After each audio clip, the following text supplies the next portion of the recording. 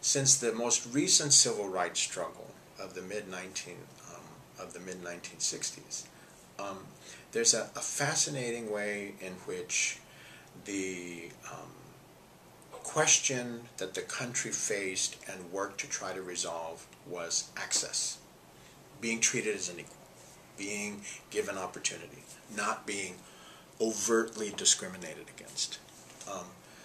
But right after those gains are made, we have a very interesting history in this country where some within the nation who were not in favor of granting that initial access take their efforts to the next level. By that I mean that they can't overturn the previous civil rights gains, but what they can do is to limit the opportunities of those who are now being treated more equally than ever before. And the way you do that is by limiting investment in institutions and opportunities that these people hoped they would get access to after gaining civil rights, after gaining access and opportunity. It is a battle over investment. Today, it's slightly more sophisticated. The argument is we can't afford it. The argument is we can't invest in the same way we did before.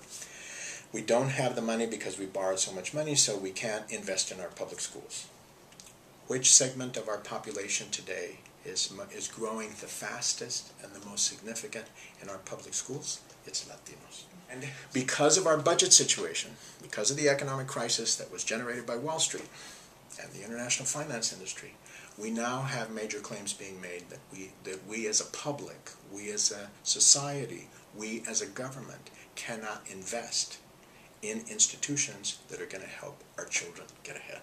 All of those things are happening at a time when Latinos are growing as a percent of the population. So the institutions that Latinos need access to be able to get ahead, go to school, get a job, get health care, are institutions that are now not able to serve them as well as they were in the past, and the battle is over whether they're going to have any chance to serve them in the future. Even if the country were to decide to allow for comprehensive immigration reform, that means there would be more people here who would have access legally to many of the services that are provided in this country. I worry that there would be a very significant attack, and that's the attack that's happening now, on reducing the opportunities by reducing the programs, by reducing the infrastructure that exists to provide those immigrants opportunities to get ahead.